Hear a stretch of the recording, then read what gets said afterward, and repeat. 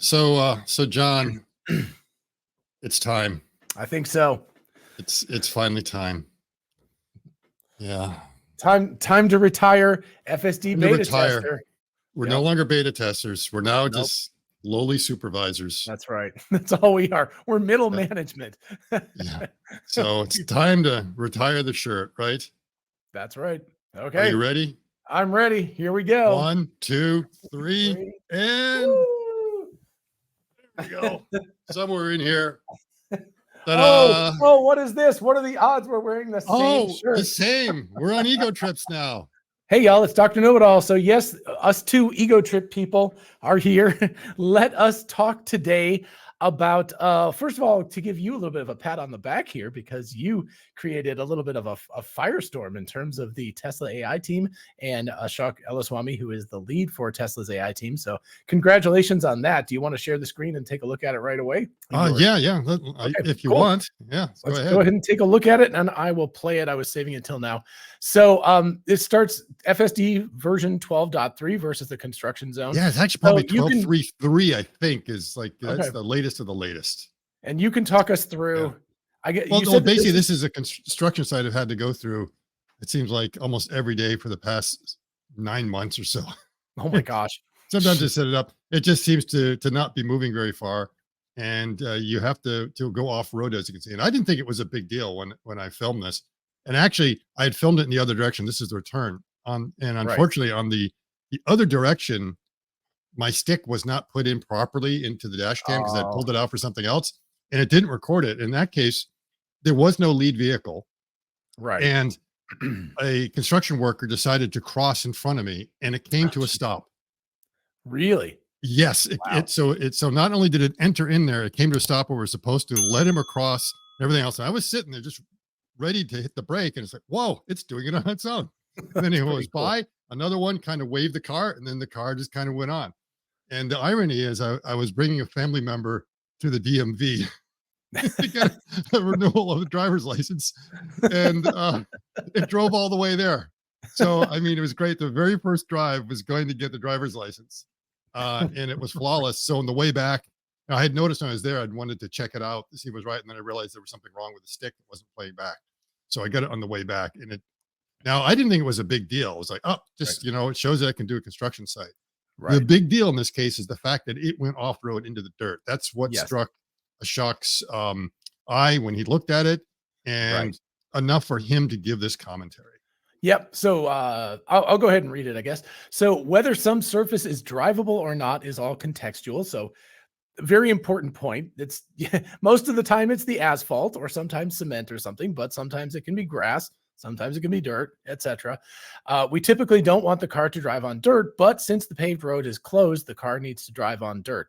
The same logic also applies to, for example, mounting small curbs to avoid a larger obstacle. So collision avoidance cannot be an absolute objective, but a relative one. So that's a pretty important point. The actual objective is minimizing risk of injury / property damage while still getting to the destination. And I would assume you would add to that in a relatively quick manner. Mm-hmm. It requires a lot of intelligence to assess this risk accurately. This comes naturally to humans and is now also obvious to the car's AI. So a lot to unpack there. I will stop playing. Yeah, now I wouldn't say it's to get there in a quick manner, to get there in a reasonable amount of time. Exactly. Yeah. You don't want to be sitting there for hours, because yes, the car could get us there if it drove 1 mile an hour. But that's unreasonable. So it's what a reasonable person would go, reasonable speed, reasonable kind of prudence that you would go on there, reasonable risks, everything else that we associate with what is good driving behavior. Now, what's interesting is one of the replies to himself down there a little bit. He showed another example. Yeah. I've got that pulled up too. So this is actually, so first of all, he calls out this one, which is also a very cool example. So you can see the car goes right up onto a side curb and gets around this truck, which is really cool. And then he says the scary line that got everybody's attention. The final version of this is the trolley problem. And so Scott, what's the trolley problem? You explain it. Yeah. Some people say it's not a problem, but it's a dilemma because there's no good solution. So the idea is that you have a trolley that's out of control, and it's heading down a track in which there are 5 people tied down to the track. and there's a switch that you can pull. Right. And if you don't do anything, the 5 people will get run over by the trolley. If you do, it's going to go onto a side rail where 1 person is tied down. Right. So if you do nothing, you could say you're not complicit, but 5 people will lose their lives. But then if you actively pull the switch, you're making the decision that this person life is worth less than those. I mean, it's just one of those moral dilemmas Right. of what's the right choice. And Yeah. the thing is, what people don't realize is that we make that choice every day. We just don't realize it. Right. So if you scroll up a little bit in what he says, he basically was saying the trolley car problem, but in a different way. So, Right. you know, the logic, you know, for example, so collision avoidance cannot be an absolute objective, but a relative one. Right. So you're trying to mitigate loss of property. And that's something they actually teach you in driver's ed. I remember driver's ed, they said that if something happens, you lose control of the car, what you want to do is point it towards the softest object. So if you have the Right. chance to take out a telephone pole or to take out some bushes, take out the bushes. So we're giving relative worth. We're saying a telephone pole is worth more, or our life is worth more than the bushes.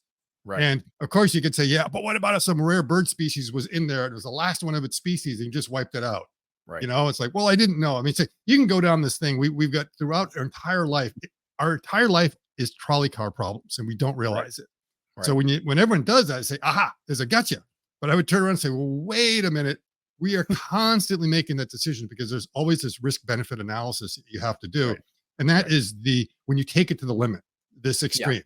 So when you are driving the vehicle, I mean, just the fact that you get in that car, you are already taking a risk. Yeah. No doubt about it. The safest thing you could do would be to stay at home all day, get Uber Right. Eats, and wrap yourself in a bunch of pillows and just hope for the best. Yes. So, Yes. yeah. But I mean, but then there's the other thing. Okay, you're protected, but the Uber driver, they've got to drive here. You know, and maybe the Uber driver is not a very good driver. So he's putting everyone on the road at risk by his driving skills. And it's like, I mean, you can keep on going down this rabbit hole of all sorts of things. So there's always this trade-off that's going on, and they're trying to solve that in the most objective way. And it is kind of weird, but the reality is it's a trolley car problem, whether you want to frame it that way or not, it is. Right. Because you're making a decision of it may not be the 5 lives versus 1 life, but it'll be your car versus my car, how much damage my car gets, the property damage. We decide someone's hedges are worth less than someone else's fencing or something like that. It's like you're making a relative decision on what is the best thing to do at any particular time. And so obviously it has to make that decision constantly. And, you know, sometimes it can be overly cautious. And if it's overly cautious, it can put you in a dangerous situation because other drivers are not expecting that overcautiousness. Right.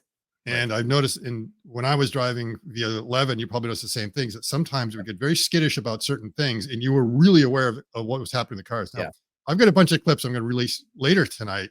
Oh, cool. Okay. Of a drive today where it's going to be showing how good it's doing in the skittish thing. So the examples. So going down a highway, it's got the suicide lane, right? Cars are pulling into that suicide lane. Version 11 used to freak out when that happened, especially if it was really close. It would slow down and everything else. And now it's like, it doesn't care. It's looking at that. It sees everything's under control. It's all right. You know, some other examples of cars kind of cutting in where it used to jump or pulling off, where it hard brake because it was waiting for a person to commit and complete the right turn. Now it seems to be looking at it and understanding what's going on a lot better.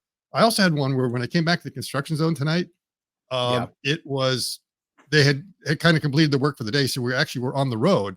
So we had really heavy rains. And it used to be that version 11 was like, didn't want to get its feet wet. It was like, it would see a puddle and freak out, didn't know what to do. And this thing it decided right in that same location. Okay. There's water there now. What do I do? And there's cars coming the other way. And there's a lead vehicle, which maybe gives it the hint that, hey, the water's safe. It's not like it's 10 feet deep. And it just went right in through there and did not care and followed it. So other good examples that it is very human-like behavior as far as I'm concerned with the decisions, the feel, and everything else you have. Right.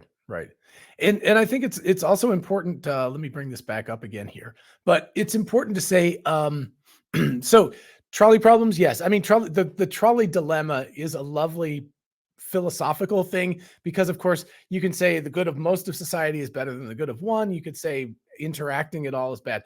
There's all these lovely philosophical sort of arguments to be made, but on the practical level, as you say, it's usually not life or death, but usually, property damage, or even if you're walking down the street and there's a group of people on one side and a person on the other side coming towards you, which way do you move to try to get through that crowd of people? Do you move towards so you're making these kinds of decisions all the time at a practical level, but that requires intelligence and also a theory of mind. Like, Yes. you as a human are going. So you also posted that really good one of the car, the van that was going off. It's the same van, actually. It was just like a mile up. So this van was giving you all the good stuff today. So, Yeah. but it's like you're planning to go around the van as it's pulling off, but there's a cyclist over here who might decide to go into the road and interfere with that. So you have Yes. to have a theory of mind of the van driver and the cyclist, and potentially a pedestrian who's on the road, or whatever. There's Right. lots of, it's an exponentially expanding chain of things that could be going on. So Yeah. So It it was requires someone there, but basically this van was pulling into a parking lot. And as it was pulling into the parking lot, I could see there was a cyclist coming down the bicycle lane. Right. And I was thinking, as the following car, so wait a minute, that bicyclist may have an interaction with him, which means he might stop short when he goes in. I had to be aware of that, because the Right. corner of this van, and remember, it's a long vehicle, might Yeah. stick out in the road. And Florida drivers are notorious for like blocking the road when they pull off. They will like Right. half pull off and stop. And a lot of it may be because there are cyclists and everything else. So I was already there on edge, ready to do it. And, the van kept on going, and I was wanting to see how V12 was going to handle it. And I mean, it handled it okay, because it could see that the trajectory was going all right. But again, it comes down to what I think I called the 3-body problem. Right. Right. Which, or you could call it the end body problem. The fact that cyclist is not interacting with me directly, but Right. he is having an interaction with me through the van, if that Right. van decides to stop short. So it didn't. And I was just kind of looking at that. And those are the little subtle things that it has to have. Like you say, it must have a theory of mind. Right. And we could actually include, if you look here a little earlier, there's actually a vehicle here. If this guy had pulled out into the intersection at the same time as the cyclist, then the Mhm. cyclist would have had to swerve, at which point the van would have had to swerve out. There's a cascading series of events Yes. that could have taken place. So yes. Yes. And you were saying in your mind that you thought the car passed a little bit too close under those circumstances. Yeah, I wasn't sure, but I think, Yeah. part of it was it probably noticed that there was no deceleration on the vehicle, or that the trajectory was Right. following what it wanted. So it was cool with it. Right. If I had been controlling it, I probably would have feathered off a little bit and gone a little bit to the left, because like I Right. say, I've been conditioned by these drivers that will just stop short for no reason, Right. because he may, I don't know if he noticed the cyclist. He may have been turning in, and then he might also see it and like, oh my God, the cyclist. And then suddenly they hit the brakes really hard. Right. And that's where you Right. get that cascading event. So I'm always Exactly. driving 2 or 3 drivers ahead and trying to figure out, what is that driver thinking? Because I've had too many cases where I've had to hit the brakes because of erratic behavior of 1 or 2 drivers up ahead. So when you see that, Right. slow down a little bit, get a bit better following distance, just to be sure. Now, Right. sure, FSD could have reacted really fast if something like that happened, but then there would have been the whipsaw effect. I didn't want a Right. whipsaw effect. I was like, okay, let's just make sure we get gently around there. Now, as Right. far as that entrance, I've noticed that, and I have a lot of traffic around here, was Easter weekend, Right. that whenever FSD was moving along, if there was an entrance, either side, or where someone could take a left turn, it would leave it open. It refused to advance if it was going to block the entry of another vehicle, even if there was no vehicle there. And then, of course, if there was a vehicle trying to get in traffic, it was very courteous in allowing to go in. So again, you Right. almost wonder, it's like, I don't know if that's necessarily a theory of mine there, but the idea is like, oh, look, someone might need to cut in here or something like that. I need to leave it open and not block the space. So hopefully, if you get more FSD drivers like that, it actually will ease a lot of congestion in some sense, because a lot of these cars will finally be able to make the Right. maneuvers that they're trying to do, that the rest of us are cutting them off, even though there's no reason for us to cut them off, because we're the ones that are stuck in traffic. Exactly. Yeah. There's, and again, it requires a great deal of it's intelligence, but it's a very particular kind of intelligence. It's not like solving math problems intelligence. I'm sure we all know people who are really, really good at one particular domain, but in terms of living, some people accuse me of this too, but they say, wow, you're so book smart, but you're really dumb when it comes to like doing these basic tasks.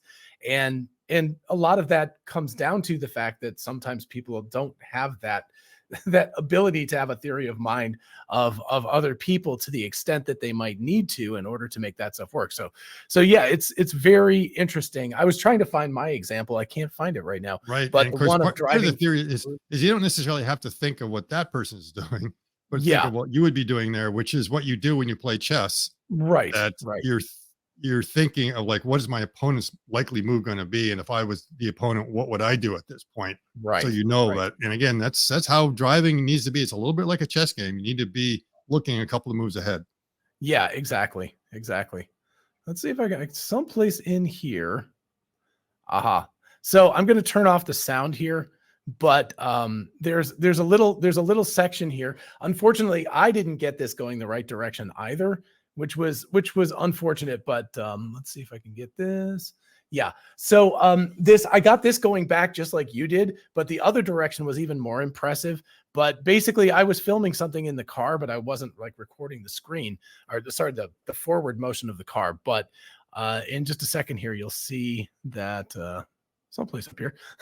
Anyway, I cut back to an opposite view of it going through a parking lot and avoiding a bunch of traffic cones that are painted black. And so it didn't even understand what they were. They were not orange traffic cones. It visualized them as blobs in the road. But yeah, here, I think it shows up like right about here. So let's see if yeah. Okay. Oh yeah. So great color. From this direction, you can see some orange. From the other direction, there was no orange at all. Did they get covered while they were actually doing the application? Yeah, they're putting tar or something over the top of the asphalt or some asphalt treating. So they got covered with asphalt, but the other direction, the car actually went out of its lane into the opposite lane and drove through the parking lot like backwards. Right. It was in the wrong lane, according to that, but it figured it out. And then here we actually have an interesting negotiation with this vehicle coming in because it looked like they were kind of trying to turn left and you could see them easing in and the car maintained its trajectory and was able to like get through. So anyway, if I can go back to, yeah. So you can see that coming the other direction, the car had to go into the opposite lane of where it should have and go around all these black things to get to the parking place. So that it was very impressive, especially going the other way. Because it had to move over completely into the wrong direction. So, yeah. And it had to understand the wrong color. Yeah, and the wrong color. And the visualization was quite clear that it visualized them, but they were little blobs. It had no idea what they were. But it did understand to the extent that it was like, oh, I have to avoid this. I can't hit this stuff. And I'm going to have to, go into the correct mode. So I told you yesterday that when we left the DMV, and for some reason they always put the DMV at like the weirdest of all intersections. Right. So when you're leaving there, it's not clear how you get back in the direction you want to go. And it was a very strange exit from the parking lot because you had these roads that kind of come in and diverge like this. And the parking lot is over kind of on this side. And the road that kind of splits off that way, you're not sure if it's a one-way road because it seems like the road's forking for some reason, right? Because it's getting into some other major road. But it turns out it's a two-way road, but it's like one lane, one way, two going the other. And so it's very confusing to tell. And then because you've got that wedge shape, you can actually go across the intersection like that to get to the other side of it. And then take the other road that's coming the other way. And you're looking at it and you're trying to figure out, well, how am I supposed to go left here? Do I actually go in the road that's right here? Because I'm not sure if there actually is something, or am I supposed to go across everything to the other side and then take the left there, and then kind of come back and then merge back in with the two? And it was confusing. I'm sitting there trying to figure out, it's like, all right, I might have to disengage, but I'm not sure if my disengagement will be correct because I don't even know what to do here. And it was sitting there also pondering and pondering and pondering. And eventually I think I can go left here. And it starts going, I'm like, yeah, I think you can go left too. And so I go ahead and did it. And so, a lot of times we will be in these situations where we have no idea what to do either. And so we should not be surprised it's a little bit confused, but eventually it figured it out. And we've got a lot of those roads around here that I keep on seeing, which become these really weird edge cases that they're poorly marked. They're just the way they're set up. It's almost these cattle paths that were there, and like eventually they pave them over. It makes no sense on why the road is going in that direction. Yeah, it's I think when people drive, they're like, oh, there's so few edge cases, but it happens a lot. You know, even if it's just a very transient thing, like I drive around students all the time, and students have a bad tendency to just walk into the road while they're looking at their phones. And Mhm. you got to be on it, you know. It's like you really have to be paying attention to that. Yep. But at the same time, you can't drive down the road stopping every time you see a person, right? Yes. That's Yes. also, you know, unacceptable. So it has to, And I've noticed that it's doing some pretty good trade-offs. There were a few right. situations today where it was suddenly skittish or going down the road. And I think we'll have a clip of this, that Yeah. there was a woman, a cyclist, that was getting onto the sidewalk. The sidewalk was really close. It was kind of narrow. Right. And just the direction she was going in, it was like, it didn't like what it saw. And it was one of those things that I almost would have been like, I'm not sure if she's about to lose her balance or she's trying to go into, and it was like not clear. And so it decided, I'm stopping here. And it's like, okay, I probably would have gone, but at the same time, I understand why it was being hesitant. We also had to take a right turn where there was a crosswalk, and it's like really heavy traffic, stuff like that. And it potentially could have cut in front of the pedestrian that was coming way across. And it was thinking about it, and then it stopped and said, no, let her come by. V11, I had been in a situation like that, and it had kind of gone for it. And I was like kind of debating myself. I was like, is that the right thing to do or not? I'm not even sure if it's illegal. I mean, it's like if someone's walking across the street or even allowed to go in front of them, even though if you get plenty, you know, it's like 3 lanes of traffic. Right. So it was hesitating, and I can't say it made the wrong decision, because even a human would have been kind of caught in that predicament of like, all right, do I be rude?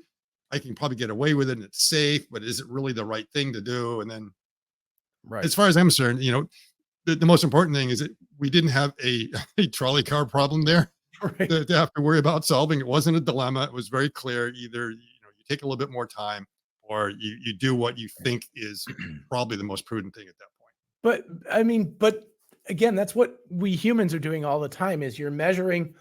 Our primary objective is get to wherever the hell I'm going as rapidly as I can without killing somebody else, being a jerk to them, running into things. This reminds me of one other, Yeah. and I'm going to have to look at it. And this one, I have to bring in the rear camera. Okay. Because we were coming up to a light that turned yellow. Right. And basically is like they say, it's orange, you know, this decision of like, do you go or not? And it was kind of hesitating for a second, and it wasn't quite sure if it should stop for it, because there was kind of enough distance for it, but it said, I'm going for it. And it's like, oh, okay, we just made it. Then I looked in the rear view mirror, and there was like a car right behind me too. Oh yeah. So it was like Michigan rules, you know, basically. No, but that could have actually factored into the car's decision. It's possible. It might have been like, that dude is like, that dude, he's not slowing down, and I'm going. That's why in that clip, I am going to look at the rear camera to see if it decided, because there was a little bit of hesitancy on there. Now, of course, I didn't have the screen or anything like that. It's just going to be dash cam footage. But it's like, wow, that guy's there. And, you know, see, what did they say in Michigan? It's like, you know, green go, yellow accelerate, and red next 2 cars. So it was like Michigan rules there. Boom, next 2 cars. But I think this brings up another very important thing, which is a context. I mean, Ashok says that. He says it's all contextual, and how you drive is contextual. If you did that in certain countries or even certain municipalities in the US, you would get in big trouble if a cop was there. But if you go to another place, it's like, the light was just turned red a couple seconds ago. It's orange, fine. right? Oh, the light was orange. Yeah. Well, I mean, let's go back. If those of us who are older like us, I'm sure you can remember the light sequence used to be like, this direction was red, it was green, yellow, red, green. And it was an instantaneous switch on both lights. And then they built in this gap where it turns red and then it turns, because everyone was just going through and running through. Caused a lot of accidents. So, you know, if the guy's just waiting and waiting and waiting, he's like, green light, go. And it's like the other car's like, red light, I'm still going. And you know, that's collision. Yeah. And the Tesla doesn't go immediately when there's a green light. I've noticed that sometimes when the light goes green, it'll creep up. Right. Make sure the B pillar is there, because there might be a car blocking its view. It's definitely clear that way. And then it accelerates. Yeah. So I know a lot of people are complaining about, it doesn't accelerate enough sometimes, but I've noticed at the green lights that when it decides it's time to go, it goes and it puts everyone back in the dust. But there is that moment of hesitancy as it goes out, double checks, everything is clear, and then hits. Right. The big thing that I've noticed is that, and this is just my experience and could be wrong, but if it's going straight through an intersection, it usually accelerates pretty well. It's if it's going left in particular, it creeps through that left-hand turn. Creeps through. And Yeah. yeah, it would be nice to have two. I mean, sometimes I understand it. Sometimes you want to put it in what's called eggs mode. It's Yeah. like, look, we got eggs in the back there. I'll call it coffee One they're mode. gonna get It's like over. you've got the Yeah. coffee in the cup holder and you Right. don't want it sloshing out as you like Yeah, do. because I know when I go ahead and do that, then I hear everything kind of banging around the back. It's like, okay, Right. that might be, but I wish it would be less hesitant because I'm not sure if it's going to stall halfway out because you see the cars are coming and being the wonder. And this is one of the things we've talked about. It would be really nice if it would indicate to us what it wants to do. So Exactly. we don't think this should actually be called supervised mode. It should be called backseat mode, backseat driver mode, because we're Backseat driver. basically the backseat driver.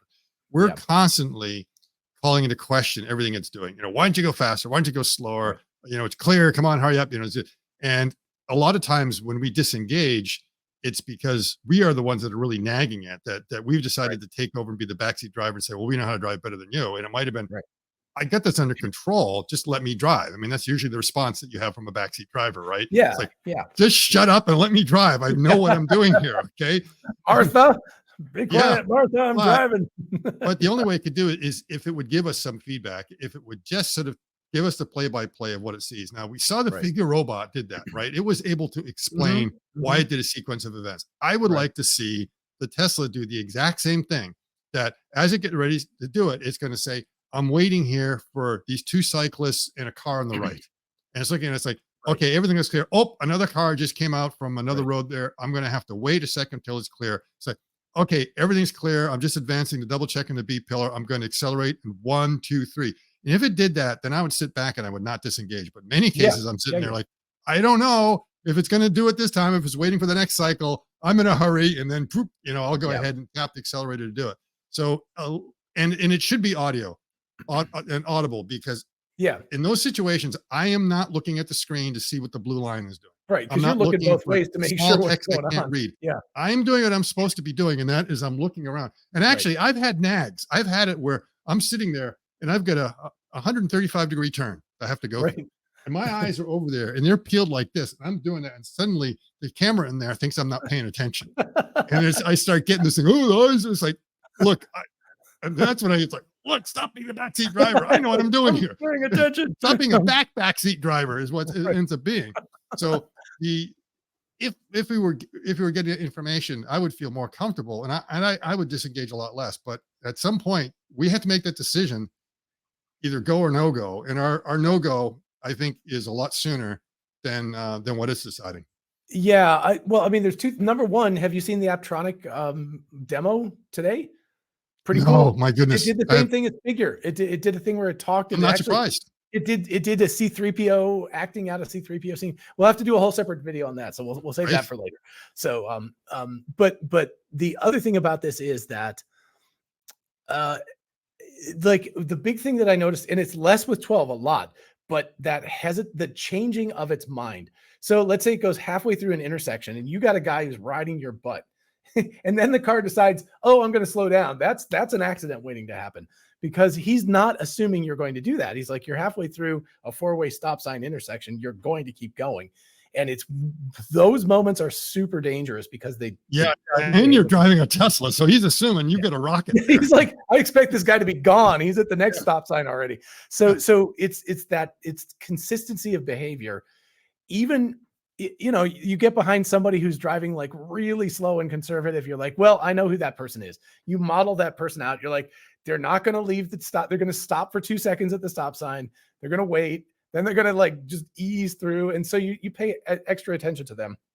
Whereas the guy with the Dodge Challenger, before you even see how they drive, you're like, well, he's driving a Dodge Challenger. So and that's another thing is I'm wondering if they are going to be labeling different types of vehicles, because there is, I mean, we know, a lot of times you see a certain kind of car, you know exactly how that person's going to drive. Oh yeah.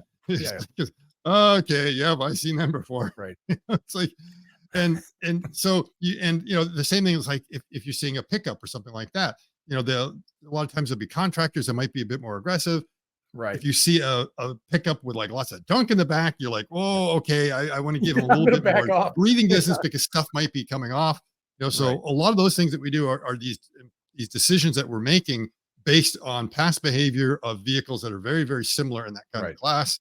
Right. And yeah, I think you really do need to model that out. And of course, Right. what the first thing is you assume, the person in that kind of car is probably going to have this driving profile. Right. And then if the driving profile doesn't match, then you start saying, okay, what is the driving profile Right. that's best to use? Is this person an aggressive driver? Are they kind Right. of lackadaisical? Are they the Sunday driver? It's just Right. all over. Are they the tourist that's lost? It's like doesn't have Google Maps, doesn't have something giving them directions, that's looking for that resort that is Right. like 5 miles down the road, and they're or pretty driving down sure a it's this left turn. Oh, They're nope, driving that's the down next one. a Nope, that's the downtown next one. area where all the parking spaces are full, and you know that that's a guy looking for a parking spot. And Yes. so if you see a gap open up, you know they're going to pull into that spot. Or if somebody's reverse lights come on, they're going to brake very hard to try to like let that person out. So you have to pay extra attention under those circumstances. It's like, There are a lot of other visual cues that are really important to know yeah. when you But see what this what's going shows is that like we have years, decades of experience in driving and getting that information and filling that in. I'll tell you one thing, driving my kid to school and like, you see a Porsche Macan and the SUV Porsche in the early days, I was like, oh yeah, they're going to get it out of there. No, because that's like kind of the soccer mom person who drives a very expensive car really slowly and very frustratingly, because you're like, come on, this car could, get up and go. And there's another behavior. It took me a while to understand it. After a while, is you'd see a car that's driving really aggressively. And Right. suddenly they just slow down, or they pull over in the other lane. It's like, what's going on? And you see this time and time again, and then you begin to realize, oh, a guy just got a cell phone call, So then you begin to realize that then you associate it with that person. Okay, this person's getting calls. He's a distracted driver. Right. And then what I will usually do is I will put a label on that particular car, because I'll probably end up seeing it again on my long. Exactly. The next time I see it, it's like, just watch out for that guy. Right. So that would be a nice thing, is if like the transformer model actually did something like that, as it started studying the behavior of different cars. So, that white Buick up there, boy, just watch out for him, the way he's going. He's or the obvious drunk driver who's weaving, Yep. which is dependent on time of day, of course. And there's always the worst driver on the highway is the fast, slow driver. So they go whipping past you 10 miles an hour past you, then they slow down and you go past them, then they speed up.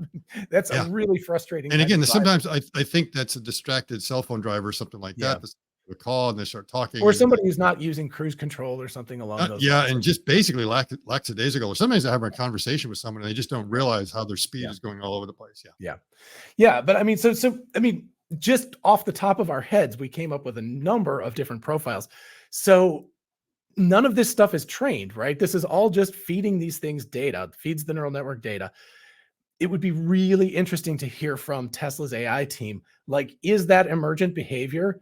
If you're like in a situation where you're with another car for a period of time, does that vehicle, like from watching these videos, begin to model out, oh, this is a dangerous driver because they're weaving, or this is a person who's clearly distracted, or this is that lead foot kind of guy who's just going to try to beat us off the line who is that? Will the car actually model that out? Because again, that's like very human type intelligence, and really interesting question. We don't know the answer, and I don't even know if Tesla knows the answer, because it's kind of a black box they're putting into.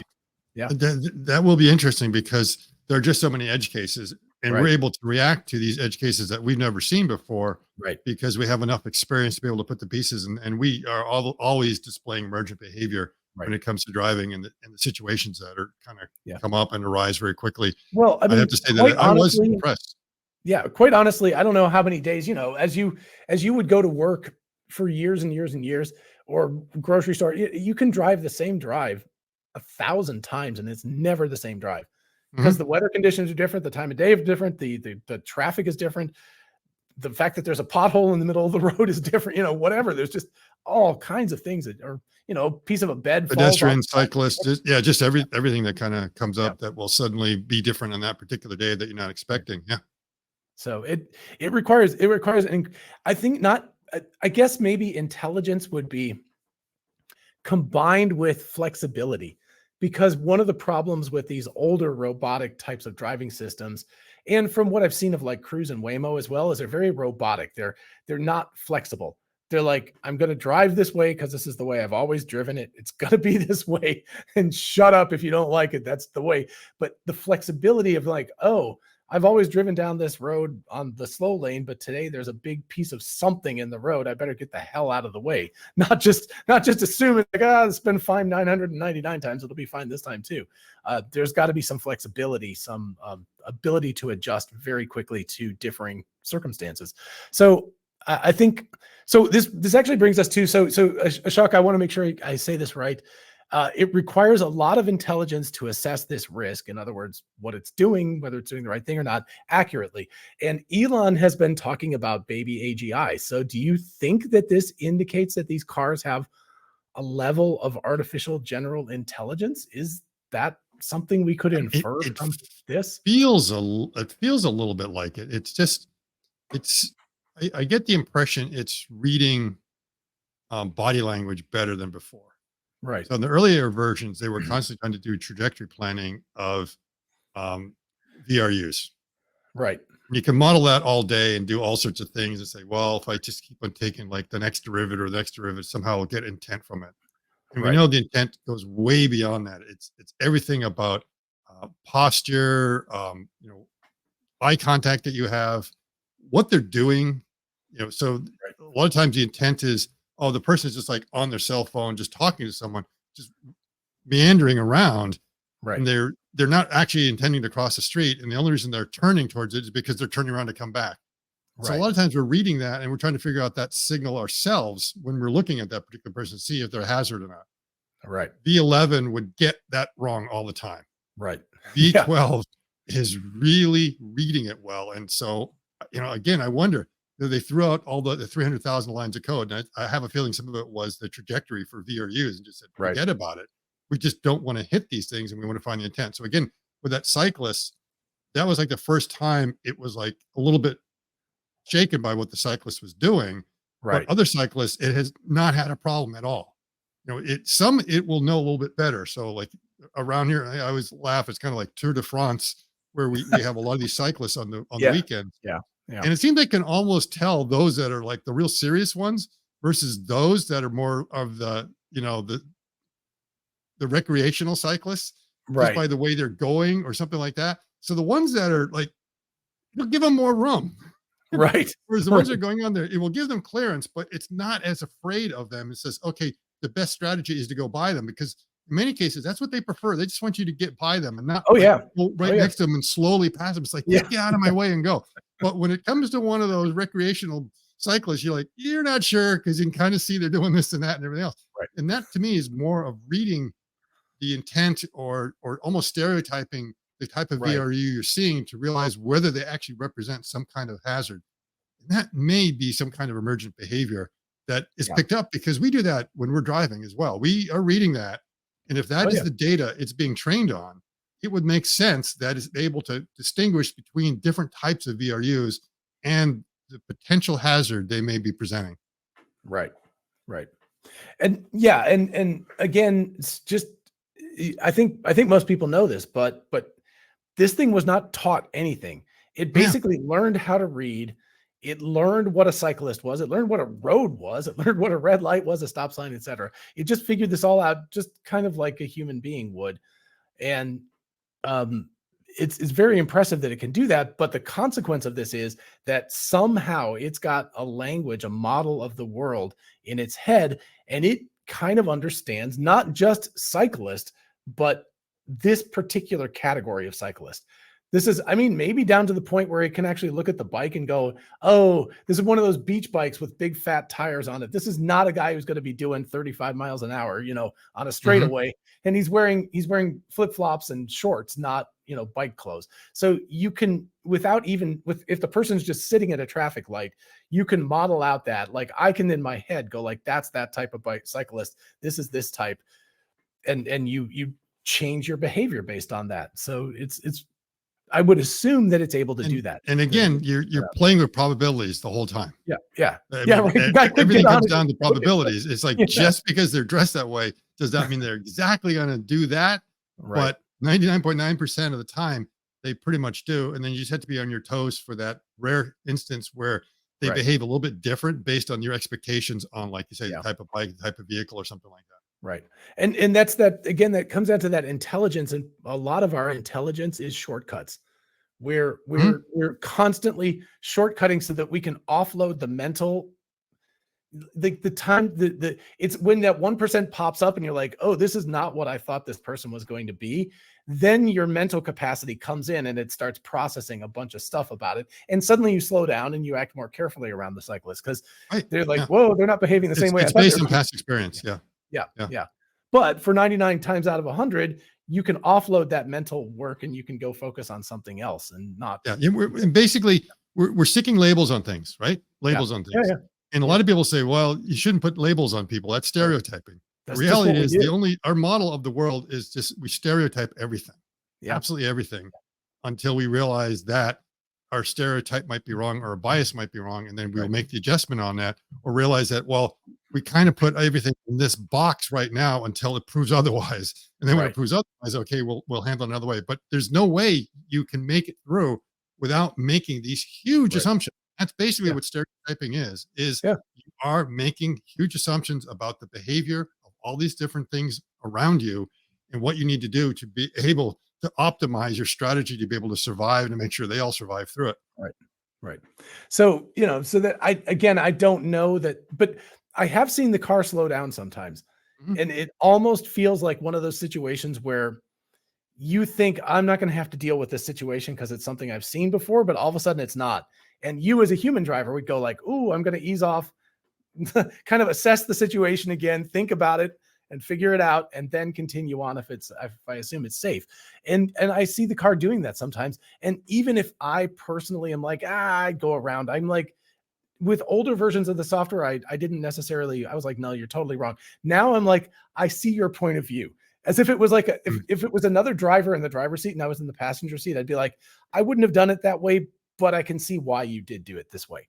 Like, Right now, mentally remember, if you're basically had the reflexes of James Bond, you Right. kind of get away with some of these things a little bit. And then, we are like, well, our reflexes aren't quite like they used to be. Right. So, I always prefer to feather back.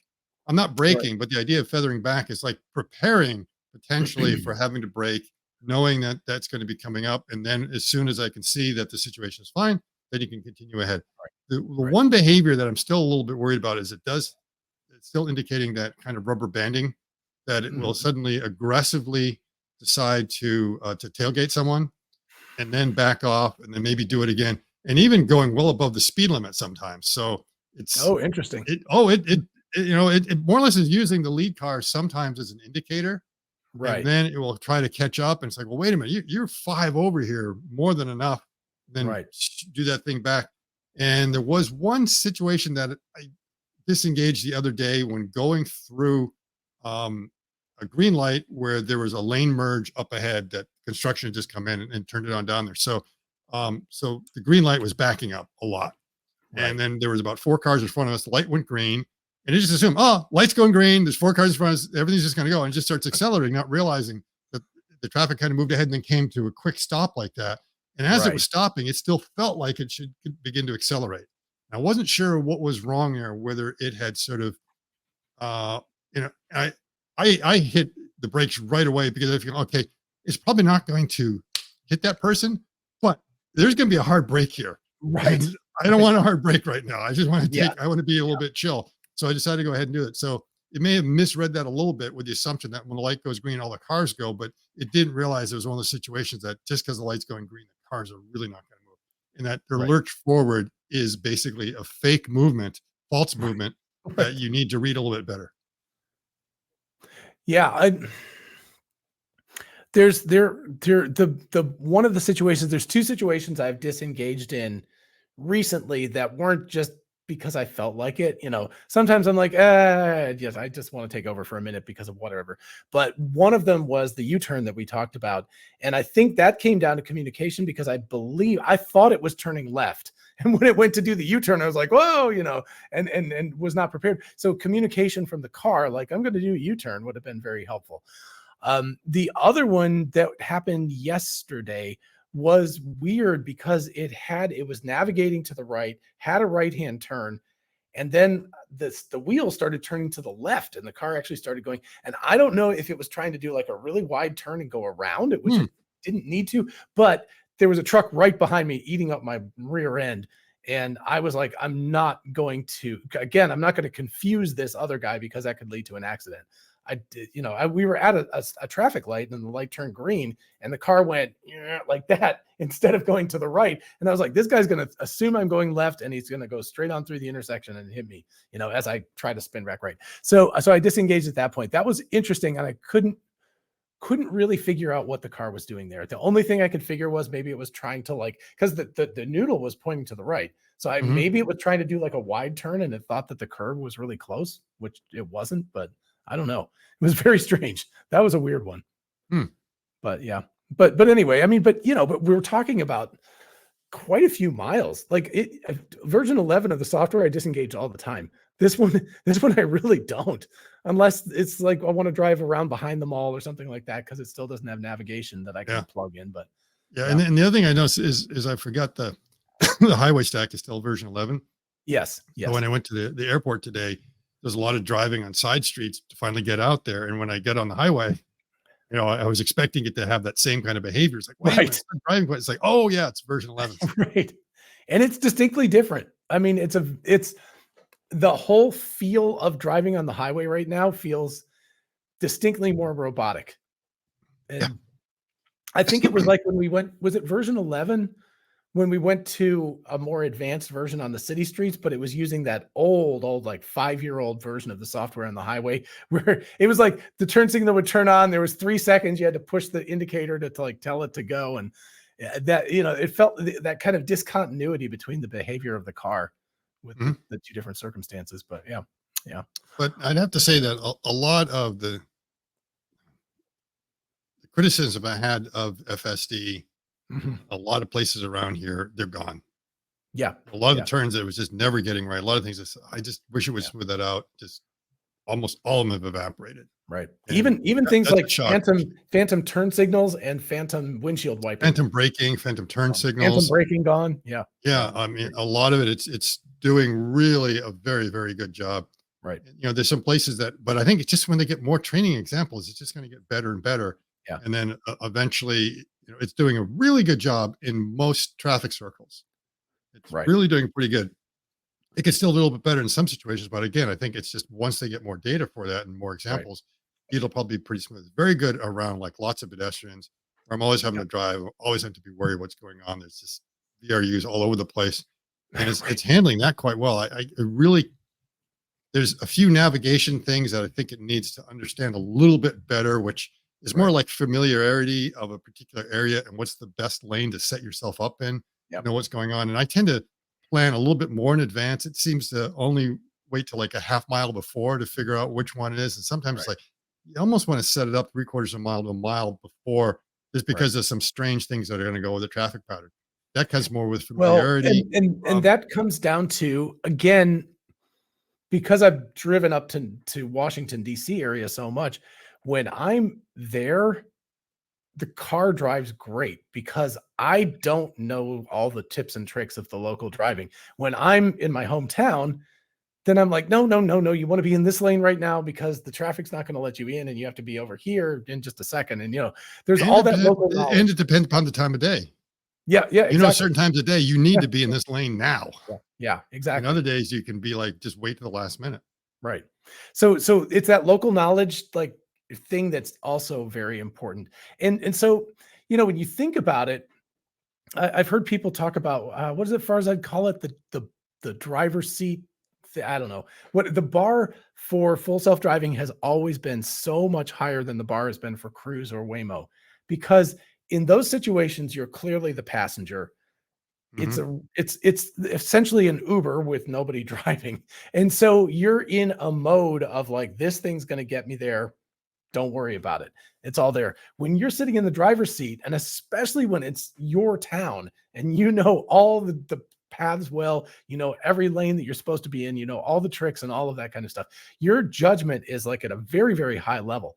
It's like, oh no, no, no, that Oh was yeah, good driving, but you should have been in this lane right now, not in this quite lane, the you know, that critic. kind of thing. So yeah, And I've noticed that if I'm sort of driving myself, I will be really critical of everything and say, "Oh, I yeah, should really do this. I wish you would do something else," or, I'm in a bit of a rush. Can't it hurry up? But right, if I'm with someone else in a passenger, and if we are having a discussion or something like that, yeah, while I'm kind of paying attention that nothing weird is going on, in many cases, we all have gone a long distance, and I realize, wow, I haven't intervened and I haven't right, worried about anything.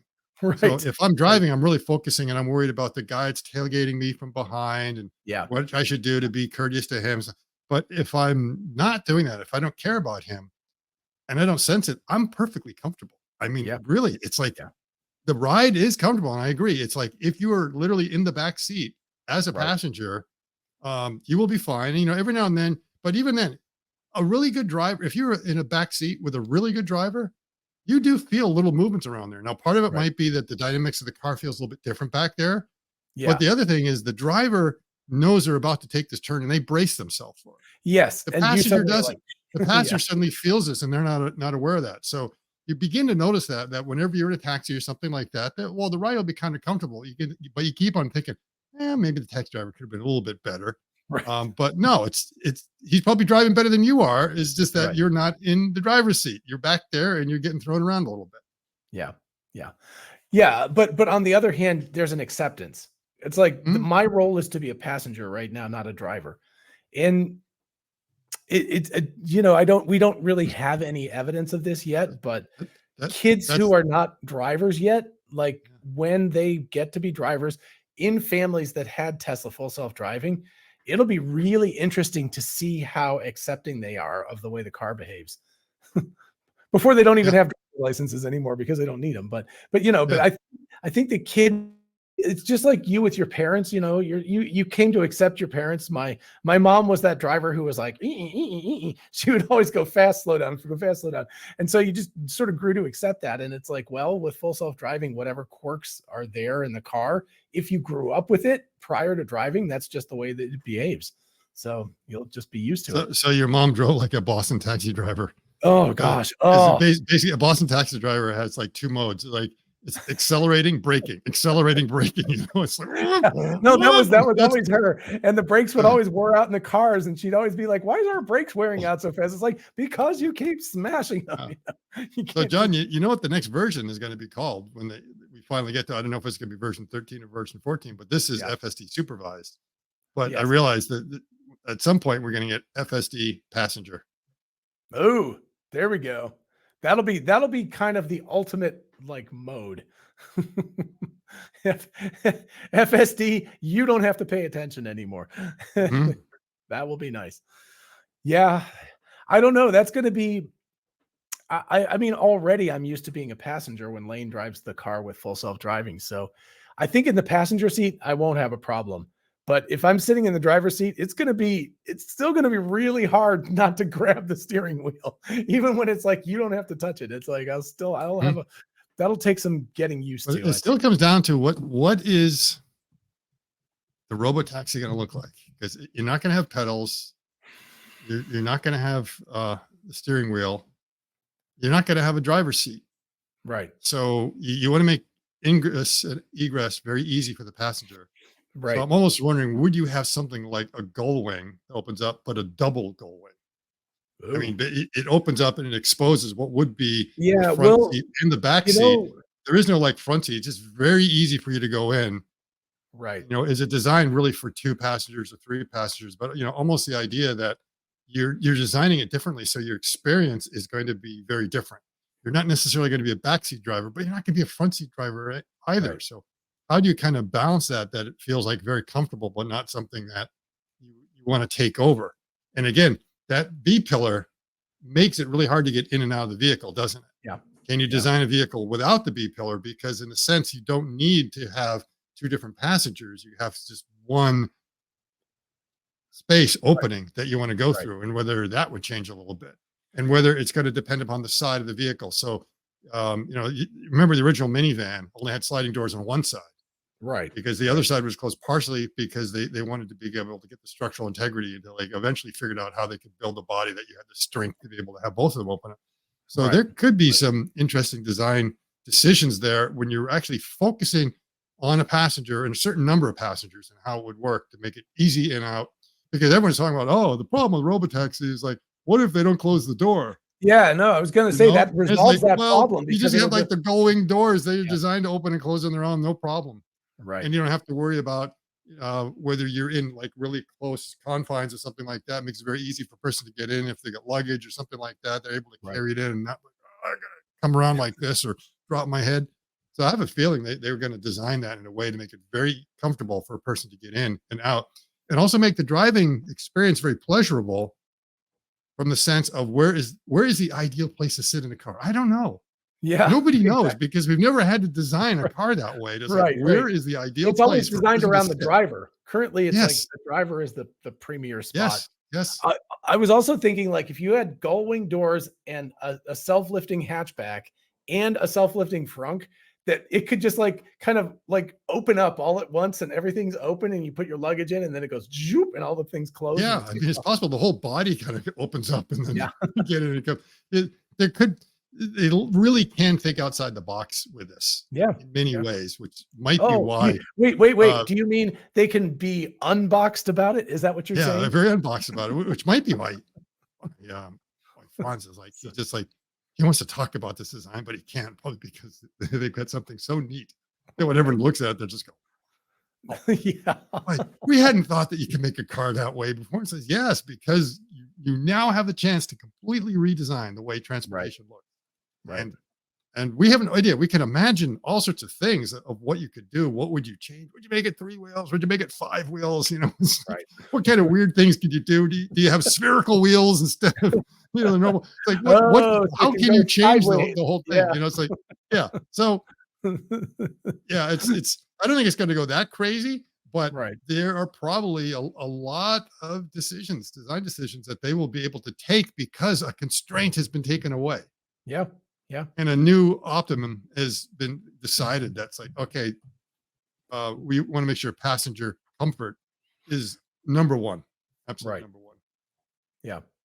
Yeah. And things like durability, cleanability, all of that stuff. But while the person's in the car, you just want them to forget about it. Yeah, but And- cleanability also is if it's easy to get in and out of the car, it's easy to clean.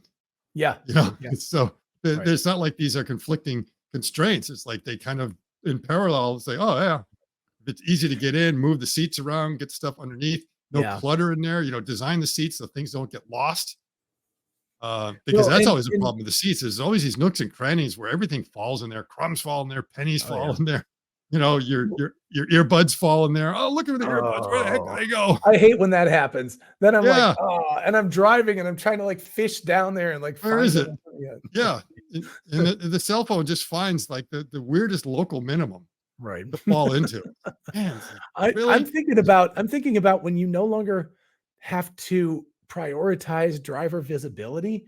Screens can be everywhere. The windows don't have to be nearly. I think you'll still have to have windows for psychological purposes because people like to look outside, but they can be much, much smaller than they were because the car doesn't need those. It just needs the cameras. So yeah. And screens can be everywhere. Yeah.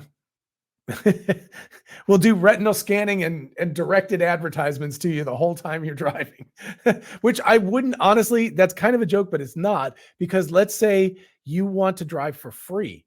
It's like, I want to go to work, whatever. I don't want to pay any money for it. It's like, well, you're just going to have to get fed ads the whole time.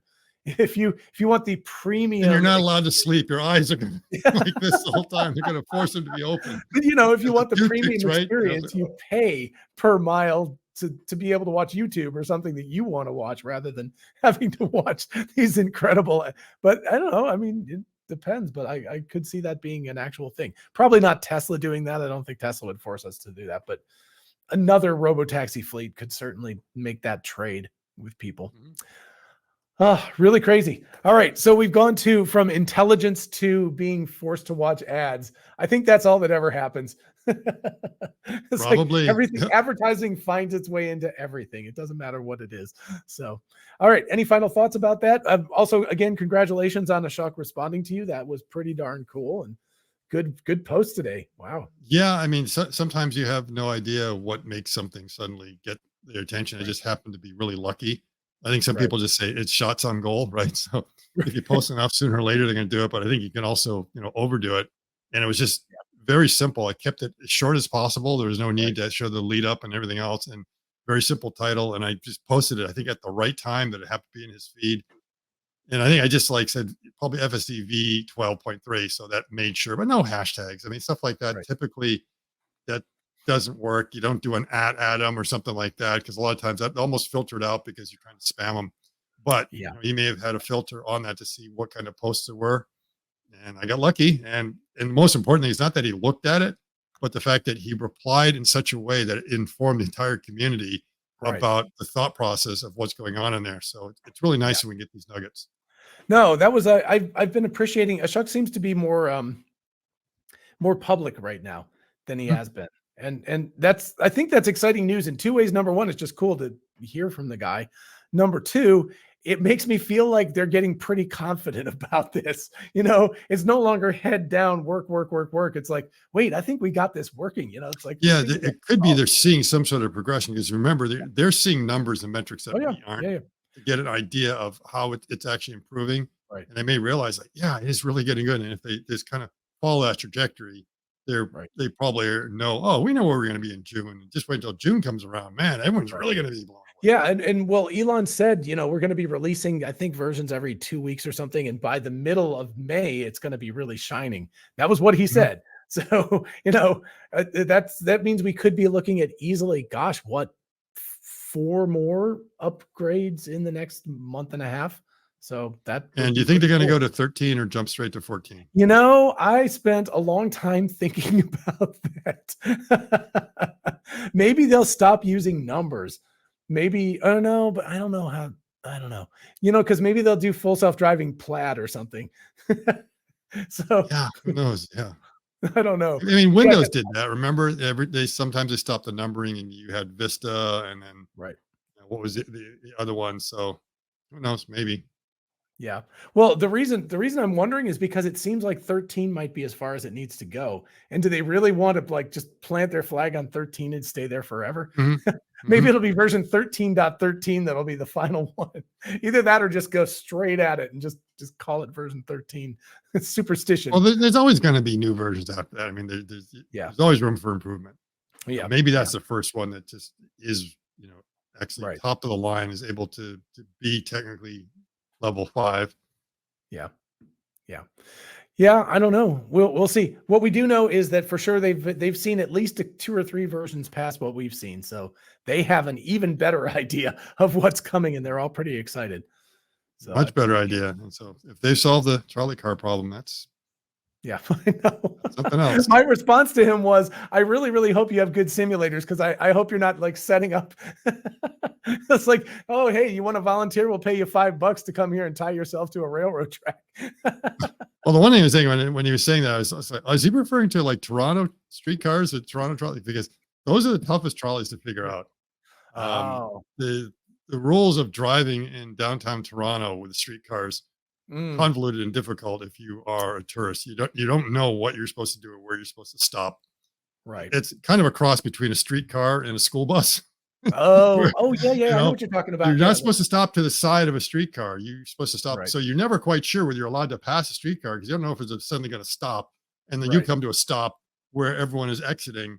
And so when I'm in downtown Toronto, wherever the streets are, it's like, I'm not taking that one. Sorry, I'm not going down. I'm going Well, to the next street. you I don't want to remember deal with them. that they released full self-driving 11 or whatever to all of Yeah. Canada except Toronto. Except Toronto for that reason. Yeah. It's very complicated. Yeah. Tourists are always getting in trouble because nowhere else in the world do you have to do. Now they have like a teeny little sign in the back of the streetcars to say that, oh, you're supposed to stop here. But Right. I'm not reading the mind of the street, and the streetcar is just like so long. Yeah. And you don't know, Yeah. are you coming up to a stop right now or not? Or is it like you're going for a mile, which I have enough time to be able to pass you? a lot of times you just don't know. And it's, it's like that situation when you get the yellow light, you don't know, do I accelerate or not? And so the streetcar comes to stop. You've got a red light up there. You've got to slow down. It turns out you're not supposed to stop here. You're supposed to stop way back there. I got chewed out one time by a streetcar driver. He was like ready to give me a ticket on the spot. I'm like, wow. And I showed him my Michigan driver's license. He was like, okay. Next time, this is a warning. Yeah. Well, but here, this is just an extreme case of local knowledge. Because if you grew up in Toronto driving, you would just know how to do it. It would be second nature. You'd just be like, oh, it's so obvious how you do this. But and you'd be familiar where the stops are and you'd know where it is. But I'm around there. I'm trying to figure out where everything is. And downtown stops are like almost every single block, right? It's like happening very frequently. It's not like it's every 3 or 4 miles. Right. I just like I'm next street. I just took a right, get off. I'm not. It's like I'm just gonna go somewhere. I'm out of here. Honestly, to the extent that I may have pulled over into a parking place for a second, and then after it left, then I'd get back on the road and go. Yeah. But yeah, I mean, I remember everybody from Toronto was complaining about not getting full self-driving. And I was like, well, it's your fault. They deserve it. I mean, the rules there are very, very complicated regarding that. And I mean, I kind of understand because they want everyone to be able to feel like they can cross the street easily without the cars being in the way. I kind of get that, but they need to do a better job at educating people from outside that are coming in and how that is. And I guess the way they do it is the driver comes out and chews your ass. It's like, oh, I know now. Yeah, exactly. I won't make that mistake. I don't know exactly what I'm supposed to do, but I definitely know what I'm not. Definitely won't do that again, whatever it was. So there we go. All right, Scott. Much. I appreciate this. Everybody make sure you like and follow Going Ballistic 5. You got the thing. And like and follow this video and stay tuned for more stuff. We'll talk about Apptronics soon, I'm sure. In the meantime, we'll see you in the next one. Bye-bye.